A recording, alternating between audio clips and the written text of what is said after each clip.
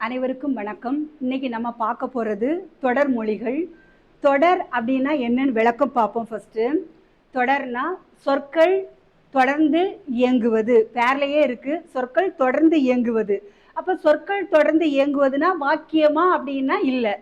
இது தொடருக்கும் வாக்கியத்துக்கும் என்ன வித்தியாசம் அப்படின்னு பார்த்தீங்கன்னா, தொடருக்கும் வாக்கியத்துக்கும் என்ன வித்தியாசம் அப்படின்னா, இதுல தொடர்லையும் சொற்கள் அடுத்து இயங்கும், வாக்கியத்திலையும் அடுத்து இயங்கும்னாலும் அது எழுவாய், செயற்படுபொருள், பயனிலை அந்த அமைப்புல போயிடும். ஆனா இது ரெண்டு சொற்கள் அடுத்து இயங்குனாலும் ஒரு சொல் போலவே இயங்குவதால் இது தொடர், வாக்கியம் அன்று. இந்த தொடர்கள்ல ரெண்டு டைப் இருக்கு, தொகைநிலை தொடர்மொழி, தொகாநிலை தொடர்மொழி. இப்ப நம்ம ஃபர்ஸ்ட் பார்க்க போறது தொகைநிலை தொடர்மொழி. நல்லா பார்த்துக்கோங்க, தொகைநிலை தொடர்மொழி.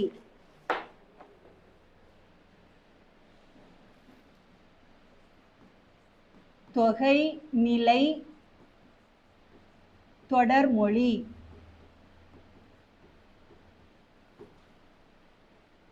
நான் ஏற்கனவே சொன்னது போலதான், இலக்கணம் நம்மளை விட்டு அந்நியமானது கிடையாது. நம்ம மூளையில பதிஞ்சுள்ளதுதான். நம்ம ஒரு வயசுல இருந்தே பேசுறோம். தொகை நிலை தொடர்மொழி. தொடருக்கு ஏற்கனவே நம்ம விளக்கம் பார்த்துட்டோம். இரண்டு சொற்கள் தொடர்ந்து நின்று ஆனால் ஒரு சொல் போல் இயங்குவது தொடர்னு பார்த்துட்டோம். இப்ப தொகைனா தொகுதல், தொகைக்கு பொருள் தொகுதல், தொக்கி வருதல். தொக்கி வருதல் அதாவது மறைந்து வருதல், மறைந்து வருதல். இப்போ நமக்கு விளக்கம் தெரிஞ்சிருக்கும். இரண்டு சொற்கள் தொடர்ந்து நிற்பது தொடர்மொழி. தொகை நிலை தொடர்மொழினா ரெண்டு சொற்கள் அடுத்தடுத்து நின்னாலும் அவைகளுக்கு இடையில, அந்த தொடர்மொழிக்கு இடையில ஏதேனும் ஒன்று மறைந்து வருவதுக்கு பேருதான் தொகைநிலை தொடர்மொழி. இந்த தொகைநிலை தொடர்மொழிகள் 6 வகைப்படும். என்னெல்லாம் பார்ப்போம். ஃபர்ஸ்ட் ஒன், வேற்றுமை தொகை. வேற்றுமை தொகை, வேற்றுமை தொகை. நமக்கு வேற்றுமை 8 வகைப்படும். வேற்றுமை 8 வகைப்படும். அதுல முதல் வேற்றுமை எழுவாய் வேற்றுமை, கடைசியுள்ள வேற்றுமை விழி வேற்றுமை. ரெண்டுக்கும் உருபு கிடையாது. நடுவில் உள்ள இரண்டாம் வேற்றுமை ஐ, மூன்றாம் வேற்றுமை உருபு ஆல், நான்காம் வேற்றுமை உருபு கூ, ஐந்தாம் வேற்றுமை உருபு இன், ஆறாம் வேற்றுமை உருபு அது, ஏழாம் வேற்றுமை உருபு கண். இப்ப பழையபடி வருவோம். வேற்றுமையை பத்தி ஒரு சின்ன அறிமுகம் செய்துக்கிட்டோம். இப்ப பாருங்க, தொகை அப்படின்னா நான் சொல்லிட்டேன், எதுவோ ஒண்ணு அதுக்குள்ள மறைஞ்சிருக்கும். வேற்றுமை தொகைனா அதுக்குள்ள அப்படி மறைஞ்சி இருக்கக்கூடியது இந்த வேற்றுமை உருபுகள். வேற்றுமை தொகைனா அந்த தொடருக்குள்ள மறைஞ்சி இருக்கிறது இந்த வேற்றுமை உருபுகள். இது இரண்டாம் வேற்றுமை உருபு, இது மூன்றாம் வேற்றுமை உருபு, இது நான்காம் வேற்றுமை உருபு, இது அஞ்சாம் வேற்றுமை உருபு, இது ஆறாம் வேற்றுமை உருபு, இது ஏழாம் வேற்றுமை உருபு. இந்த 6 வேற்றுமை உருபுகளும் ஒரு தொடருக்குள்ள, ஒரு சொற்றொடருக்குள்ள தொக்கி இருந்துச்சுன்னா, அதாவது மறைஞ்சு இருந்துச்சுன்னா அதுக்கு பேருதான் வேற்றுமை தொகை. எடுத்துக்காட்டு பார்ப்போம். இப்போ வீடு கட்டினான், வீடு கட்டினான். இத நம்ம விரிவாக பார்த்தோம்னா வீட்டை கட்டினான், வீட்டை கட்டினான். இப்போ இதுல இந்த ஐகாரம் மறைஞ்சிருக்கு, அதாவது இரண்டாம் வேற்றுமை உருபு மறைஞ்சு வரதுனால இந்த சொற்றொடர் வீடு கட்டினான் இது வேற்றுமை தொகை. இன்னும் விளக்கமா பார்த்தோம்னா இரண்டாம் வேற்றுமை தொகை. இனி அடுத்து தலை வணங்கினான். மூன்றாம் வேற்றுமை தொகைக்கு தலை வணங்கினான். தலை வணங்கினான். இதுக்கு நம்ம விரிவா பார்த்தோம்னா தலையால் வணங்கினான். அப்போ தலை வணங்கினான் இலக்கண குறிப்பு என்னது? மூன்றாம் வேற்றுமை தொகை. அடுத்து நான்காவதுக்கு கொச்சன் மகன். கொச்சன் மகன். இதை நம்ம விரிவா பார்த்தோம்னா கொச்சனுக்கு மகன். இதுல இன்னொன்னு கவனிக்கணும், இந்த இடத்துல நம்ம மிஸ்டேக் பண்றது கொச்சனது மகன்னு சொல்லி ஆறாம் வேற்றுமை தொகையா இலக்கண குறிப்பு எடுத்துடக்கூடாது. ஏன் அப்படின்னா கொச்சனது மகன்னா அதுன்னு போட்டுட்டோம்னா இடையில அதுன்னு போட்டு நம்ம விரிச்சு எடுத்தோம்னா மகன்கிறது அகிரிணைக்கு போயிடும். அப்ப அது தமிழ் பிழையான வாக்கியம். கொச்சனுக்கு மகன். அப்ப எனது மகன்னு சொல்லக்கூடாது, என் மகன்னு சொன்னா சரியான வார்த்தை. அப்ப கொச்சனது மகன் எடுக்கக்கூடாது, கொச்சனுக்கு மகன் எடுத்து இதுக்கு இலக்கண குறிப்பு நான்காம் வேற்றுமை தொகை. நான்காம் வேற்றுமை உருவு இதுக்குள்ள மறைஞ்சி இருக்கிறதுனால, தொக்கி இருக்கிறதுனால நான்காம் வேற்றுமை தொகை. அடுத்து அஞ்சாம் வேற்றுமை தொகைக்கு ஊர் நீங்கினான். அஞ்சாவது வேற்றுமைக்கு ஊர் நீங்கினான். ஊர் நீங்கினான். ஊரின் நீங்கினான். ஊரின் இதை நம்ம விரிவாக பார்த்தோம்னா ஊரின் நீங்கினான். அப்போ ஐந்தாம் வேற்றுமை தொகை.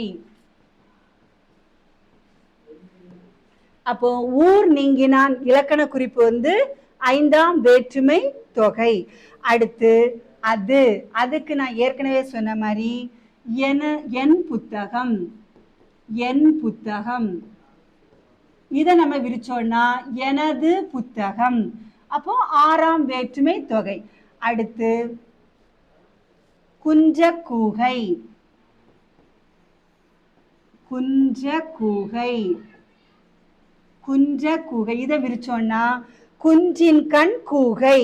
இதுக்கு இலக்கண குறிப்பு ஏழாம் வேற்றுமை தொகை. அப்போ தொகை நிலை தொடர்கள்னா ஏதோ ஒன்று தொக்கி வருதல், மறைந்து வருதல். சரியாச்சா? அடுத்து நம்ம கவனிக்க வேண்டியது ஃபர்ஸ்ட் ஒன் வேற்றுமை தொகை. வேற்றுமை 8 வகையாக இருந்தாலும் முதல் வேற்றுமை எழுவாய் வேற்றுமைக்கும் கடைசி வேற்றுமை விழி வேற்றுமைக்கும் உருவுகள் இல்லைன்னு நான் ஏற்கனவே சொல்லி தந்துட்டேன். இப்போ நடுவில் உள்ள 6 வேற்றுமை உருவுகளும் ஒரு தொடருக்குள்ள மறைஞ்சி வந்துன்னா, தொக்கி வந்துன்னா அதுக்கு பேரு வேற்றுமை தொகை. இதுதான் மொத்த இலக்கணம். இப்ப நம்ம ஒவ்வொன்றுக்கா 2ஆம் வேற்றுமை உருவு மறைஞ்சு வர்றதுக்கு வீடு கட்டினான்.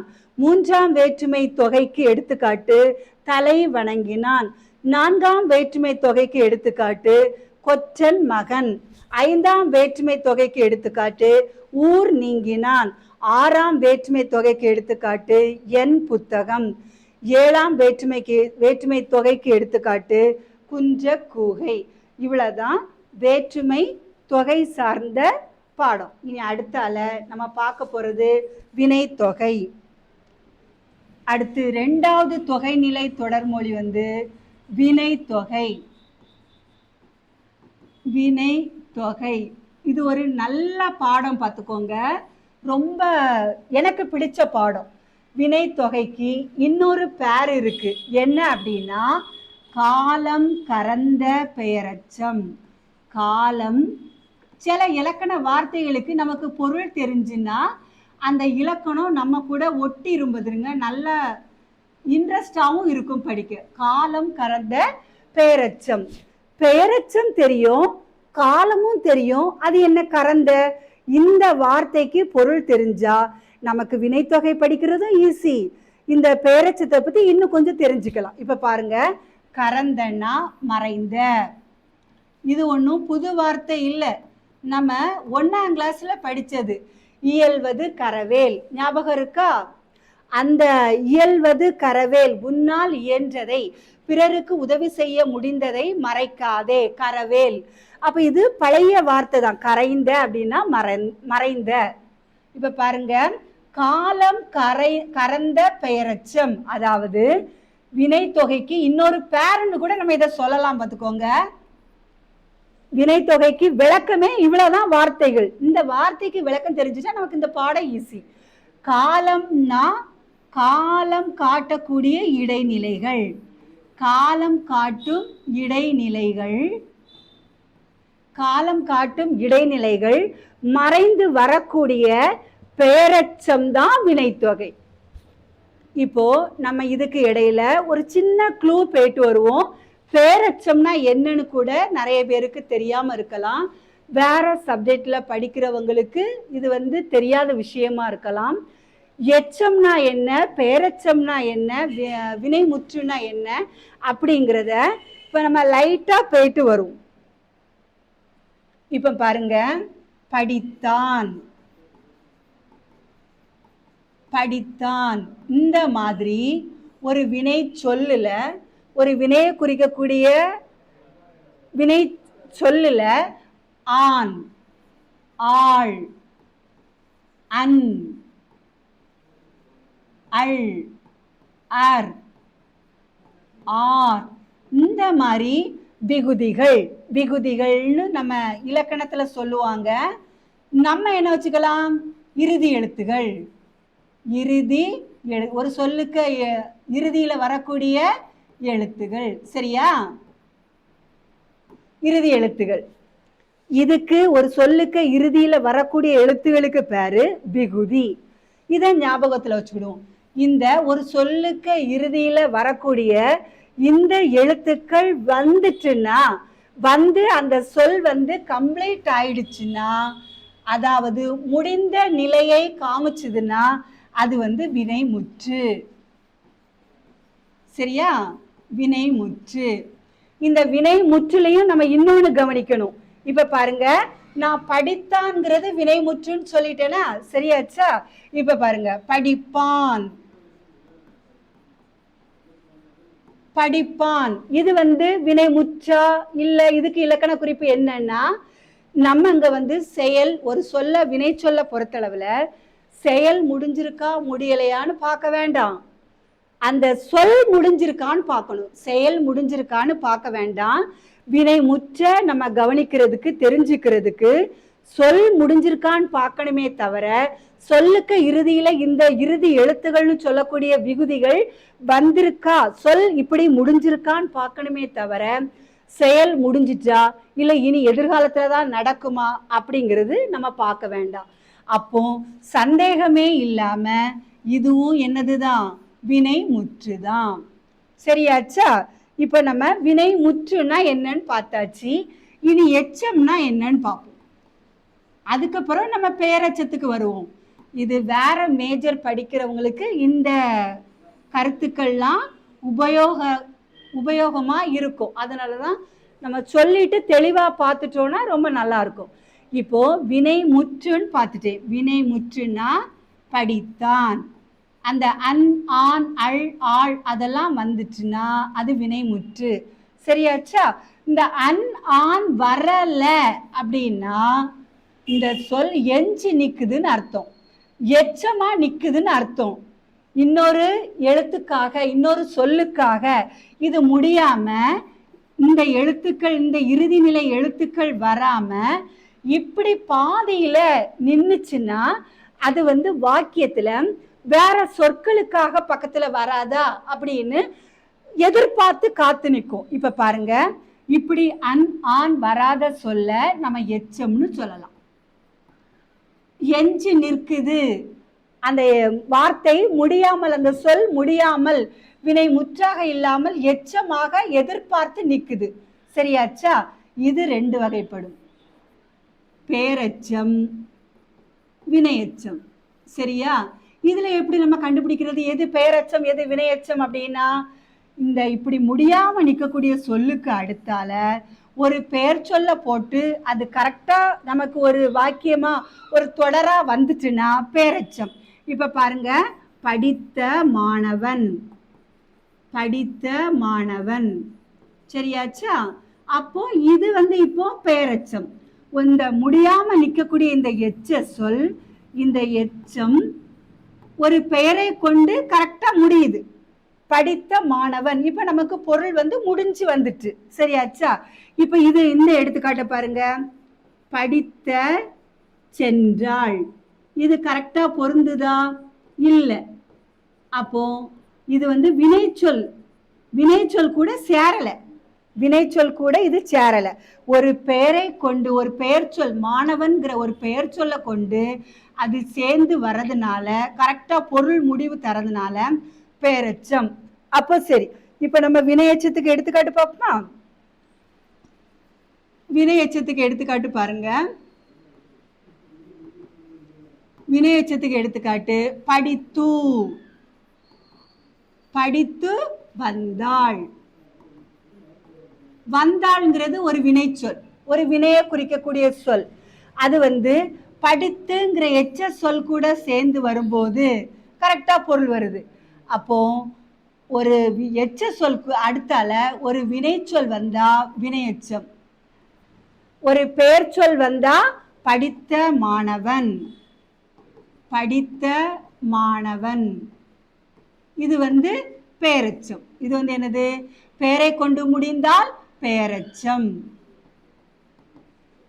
வினையை கொண்டு முடிந்தால் வினையெச்சம். சரியாச்சா?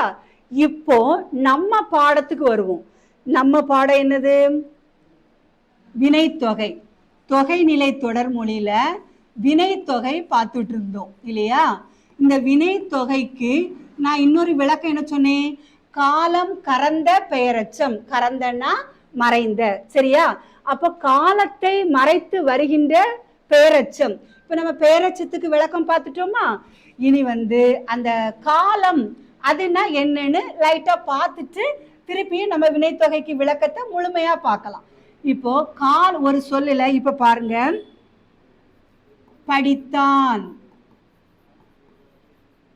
படிக்கிறான்,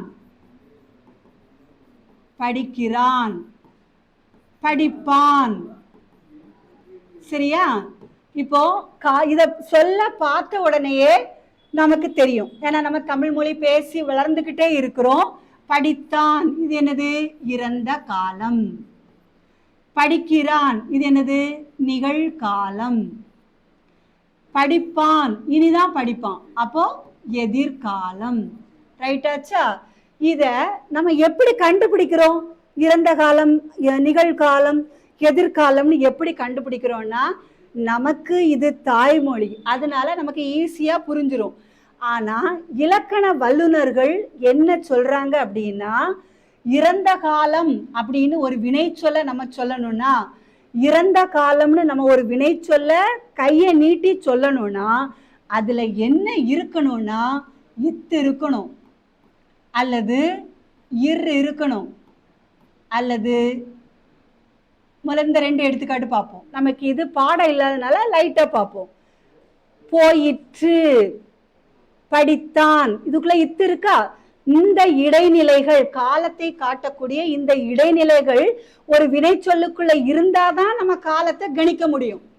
இப்போ படித்தான் இது இறந்த காலம், உள்ள இத்து இருக்கிறதுனால இறந்த காலம். அதே மாதிரி நிகழ்காலத்துக்கு கிரு, கின்று, ஆனின்று. இதுல ஆனின்று இப்ப நமக்கு பிராக்டிக்கல்ல இல்லை, அதை தள்ளிடுவோம். நடக்கிறான், நடக்கின்றான், படிக்கிறான், படிக்கின்றான்.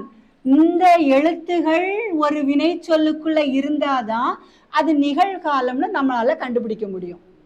அதே மாதிரி எதிர்காலத்துக்கு இப், யூ, படிப்பான், போவான், இந்த ரெண்டு எழுத்தும் ஒரு வினை சொல்லுக்கு உள்ளாடி இருந்தாதான் அது எதிர்காலம்னு நம்மளால கண்டு சொல்ல முடியும். சரியாச்சா? அப்போ இந்த இத்து, இரு, கமா, கிரு, கின்று, ஆனின்று, கமா, இப்பு, இவ்வு, இந்த காலத்தை காட்டக்கூடிய இந்த எழுத்துக்களை நம்ம என்ன சொல்லலாம்னா, காலம் காட்டும் ஒரு சொல்லுக்கு இடையில வர்றதுனால இடைநிலைகள். காலம் காட்டும் இந்த எழுத்துக்களை நம்ம என்ன சொல்லலாம்? காலம் காட்டும் இடைநிலைகள். சரியா? இடைநிலைகள். இப்போ நம்ம வினைத்தொகைக்கு வருவோம். வினைத்தொகைக்கு நான் விளக்கம் என்ன சொன்னேன்? காலம் கரந்த பெயரெச்சம். வினைத்தொகைக்கு இன்னொரு பேர் என்னது? காலம் கரந்த பெயரெச்சம். சரியா? அப்போ நான் தொகைன்னு சொன்னாலே உள்ள அந்த தொடருக்குள்ள ஏதோ ஒண்ணு மறைஞ்சிருக்கும்னு பார்த்தோமா? ரைட்டு. அப்படி வேற்றுமை தொகைக்கு முதல்ல நம்ம பார்த்த வேற்றுமை தொகைக்கு உள்ள வேற்றுமை உருபுகள் மறைஞ்சிருக்கும்னு பார்த்தோம். அப்படி இந்த வினை தொகைக்குள்ள என்ன மறைஞ்சிருக்கோம்னா காலம் காட்டும் இடைநிலைகள் மறைஞ்சிருக்கும். காலம் காட்டும் இடைநிலைகள் மறைஞ்சிருக்கும். சரியா? இப்போ பழையபடி பார்ப்போம். காலம் கரந்தனா மறைந்த, காட்டும் இடைநிலைகள், காலம் காட்டும் இடைநிலைகள் மறைந்து வரக்கூடிய பெயரெச்சம் தான் வினைத்தொகை. ஒரு எடுத்துக்காட்டு பார்ப்போம். இப்ப பாருங்க, படித்த மாணவன். நான் ஏற்கனவே சொல்லிட்டேன், படித்த மாணவன் என்னது? பெயரெச்சம். படித்த மாணவன் என்னது? பெயரெச்சம். சரியா போச்சா?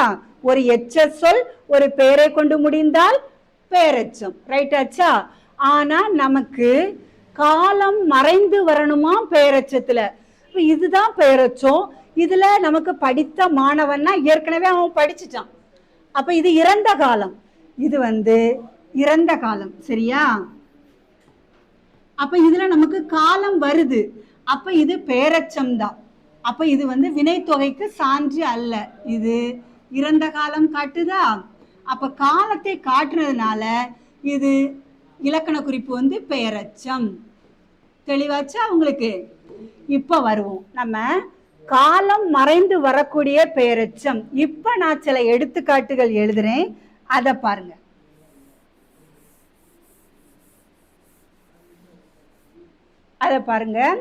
ஃபர்ஸ்ட் எடுத்துக்காட்டு.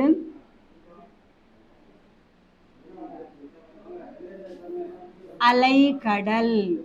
நல்ல எடுத்துக்காட்டு பார்த்துருக்கோம். இதை விட நல்ல எடுத்துக்காட்டெல்லாம் நான் சொல்றேன். ஈஸியா வினைத்தொகைனா உங்களுக்கும் மறக்காம இருக்கும்படி நான் செய்றேன் பாருங்க. அலைக்கடல்.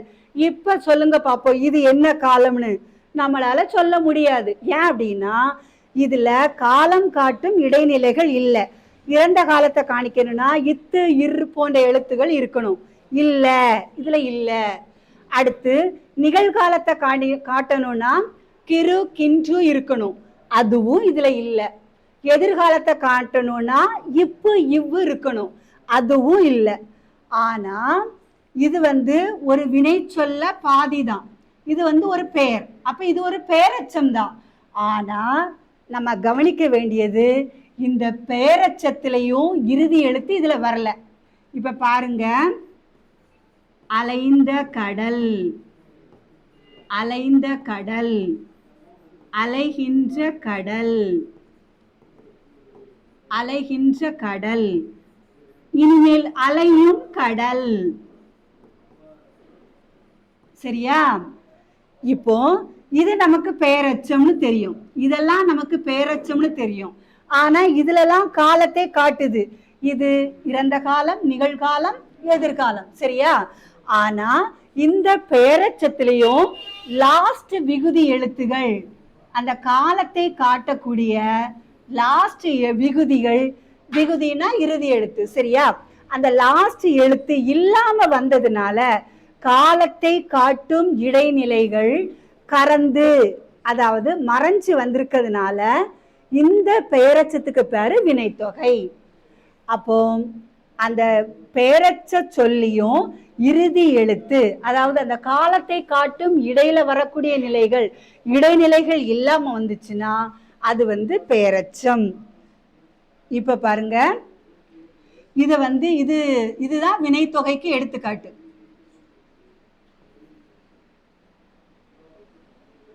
இதுதான் வினைத்தொகைக்கு எடுத்துக்காட்டு. சரியா? ஆனா இதுதான் காலத்தை காட்டாதே தவிர நம்ம இந்த வார்த்தையை 3 காலத்துக்கும் மாத்திக்கலாம். எப்படி? அந்த பெயரெச்சத்தில் உள்ள இறுதி எழுத்துக்களை சேர்த்துட்டோம்னா இப்படி 3 காலத்துக்கும் என்ன செய்துக்கலாம்? மாத்திக்கலாம். இன்னொரு எடுத்துக்காட்டு பாருங்க.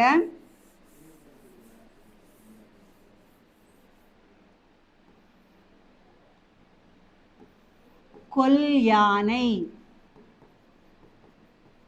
சரியா? கொல் யானை. அடுத்து ஆடு கொடி. ஆடு கொடி. நல்ல எடுத்துக்காட்டு பாருங்க. இது இல்லாம நம்மளால சாப்பிடலாம், ஆனா இதுதான் டேஸ்ட். ஊறுகாய், சுடுசோறு. நான் சாப்பாடு பேர்லாம் எழுதல, வினைத்தொகைக்கு எடுத்துக்காட்டு எழுதுறேன். சரியா?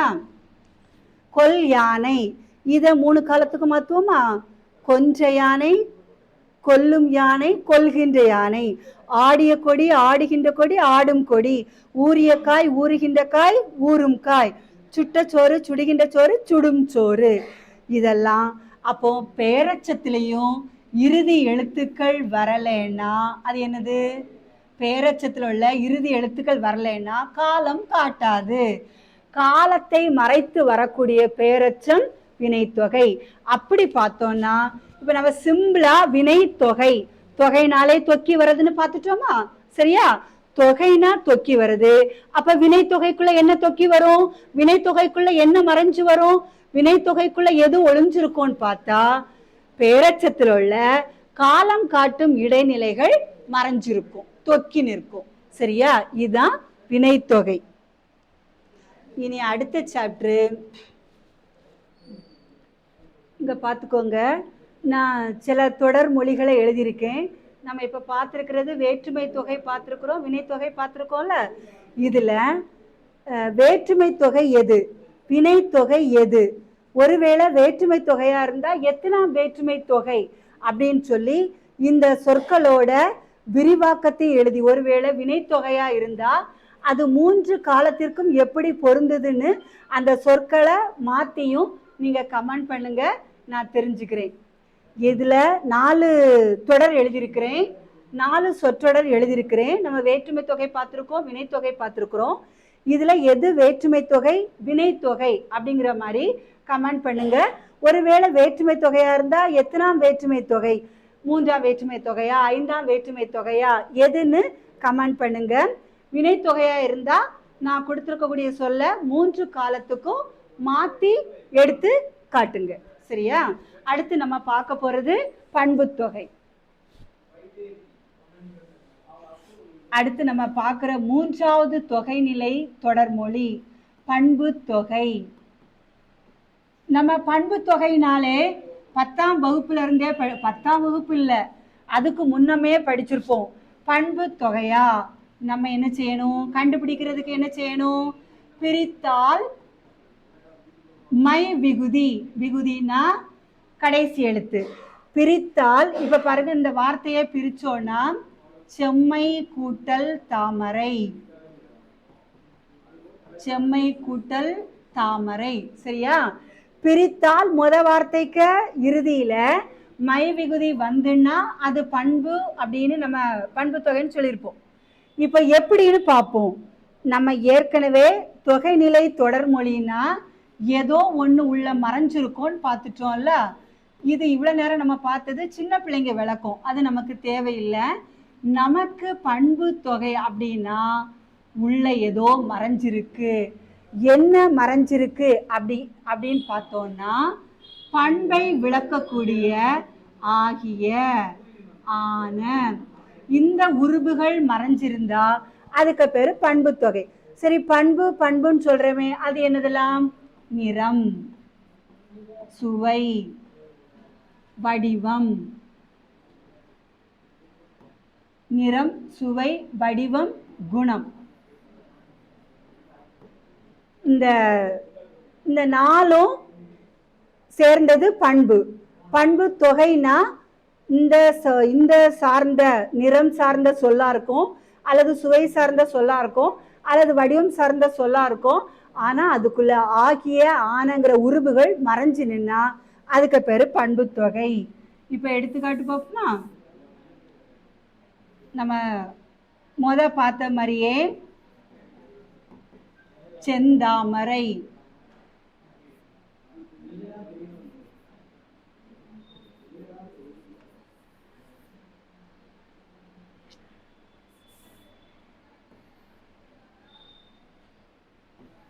செந்தாமரை. இதை நம்ம பிரிச்சா மை விகுதி வரும்னு படிக்கக்கூடாது. அது ஏன்னா எல்லா பண்பு தொகைக்கும் மை விகுதி வராது. ஆகிய ஆனங்கிற உருபுகள் மறைஞ்சிருக்கும். இதை நம்ம இப்போ எப்படி சொல்லணும்னா செம்மை ஆகிய தாமரை. அடுத்த எடுத்துக்காட்டு பாருங்க. வட்டக்கல். வட்டமான கல். ஆனங்கிற உருபு மறைஞ்சிருக்கா? சதுர பலகை. சதுர பலகை. சதுரமான பலகை. ஆனங்கிற உருபு மறைஞ்சிருக்கா? இன்சொல். இனிமையான சொல். அப்போ இனிமையான அல்லது இனிமையாகிய சொல். அப்போ ஆகிய ஆனங்கிற உருபுகள் மறைஞ்சிருந்தா அதுக்கு பேரு பண்பு தொகை. சரியாச்சா? இதுல நம்ம இன்னொன்னு கவனிக்கணும். இன்னொன்னு என்னது அப்படின்னு பார்த்தீங்கன்னா இதுக்கு கூடவே தொடர்பு பட்ட பாடம் தான். என்ன அப்படின்னா இரு பெயரொட்டு பண்பு தொகை. இரு பெயரொட்டு. இரு பெயரொட்டு பண்பு தொகை. பண்பு தொகை தெரியும், ஆகிய ஆனங்கிறது மறைஞ்சு வரணும். சரியாச்சு. அது என்ன இரு பெயரொட்டு பண்பு தொகை அப்படின்னா பேர்லே இருக்கு பாருங்க. இரண்டு பெயர்கள் ஒட்டி வருதல். இரண்டு பெயர்கள் ஒட்டி வரும், ஆனா அது ஒரு பண்பு தொகை. எப்படின்னு இப்ப எடுத்துக்காட்டு பார்ப்போம். சாரை பாம்பு. சாரை பாம்பு. மல்லிகைப்பூ. மல்லிகைப்பூ. தமிழ் புத்தகம். தமிழ் புத்தகம். அப்ப தமிழ் ஒரு பேரு, புத்தகம் ஒரு பேரு, மல்லிகை ஒரு பேரு, பூ ஒரு பேரு, பாம்பு ஒரு பேரு, சாரை ஒரு பேரு. ரெண்டு பேரு ஒட்டி வந்திருக்கா? அப்ப ரெண்டு பேரு ஒட்டி வந்திருக்கும். அப்ப எப்படி பண்பு தொகையாச்சு? இன்னும் நம்ம விளக்கி பார்ப்போம். சாரை ஆகிய பாம்பு. சாரை ஆகிய பாம்பு. மல்லிகை ஆகிய பூ. தமிழ் ஆகிய புத்தகம். ஆனா இந்த ரெண்டு பேரு தொடர்ந்து வரதுலயும் ஒன்னு சிறப்பு பெயராக இருக்கும். ஒன்னு சிறப்பு பெயரா இருக்கும், இன்னொன்னு பொது பெயரா இருக்கும். அது என்ன சிறப்பு பெயர் பொது பெயர் அப்படின்னு பாத்தீங்கன்னா பாம்புன்னா எல்லா பாம்பையும் பொதுவா குறிக்குமா? பூன்னா எல்லா பேரையும் பொதுவா குறிக்குமா? புத்தகம்னா எல்லா புத்தகத்தையும் பொதுவா குறிக்குமா? அப்ப இதெல்லாம் பொது பெயர்கள். சரியாச்சா? சிறப்பு பெயர்னா சாரைனா சாரைய மட்டும்தான் குறிக்கும். மல்லிகைனா மல்லிகை பூவை மட்டும்தான் குறிக்கும். தமிழ்னா தமிழ் புத்தகத்தை மட்டும்தான் குறிக்கும். அப்போ ஒரு சிறப்பு பெயரும் ஒரு பொது பெயரும் ஆக இரண்டு பெயர்கள் ஒட்டி வந்து ஆகிய ஆனங்கிற உருபுகள் உள்ள மறைஞ்சிருந்தா அதுக்கு பேரு பண்பு தொகை. இன்னும் தொகைநிலை தொடர்மொழிகள்ல நமக்கு 3 பாக்கி இருக்கு. உவமை தொகை, உம்மை தொகை, அன்மொழி தொகைய நம்ம அடுத்த வீடியோல தொடர்ந்து பார்ப்போம். நம்ம அடுத்த பாடத்துல அடுத்த வீடியோல நம்ம இந்த தொகைநிலை தொடர்மொழிகளுக்கான தொடர்ச்சியான உவமை தொகை, உம்மை தொகை, அன்மொழி தொகையை பார்ப்போம். உங்களுக்கு வகுப்பு பிடிச்சிருந்துன்னா ஏதாவது பாடம் புரியலைன்னா கமெண்ட் பண்ணுங்க, நான் தெரிஞ்சுக்கிடுறேன். இன்னும் உங்களுக்கு புரியத்தக்கன நான் எடுக்கிறதுக்கு முயற்சி பண்ணுறேன். பிடிச்சிருந்தா லைக் பண்ணுங்க. நன்றி.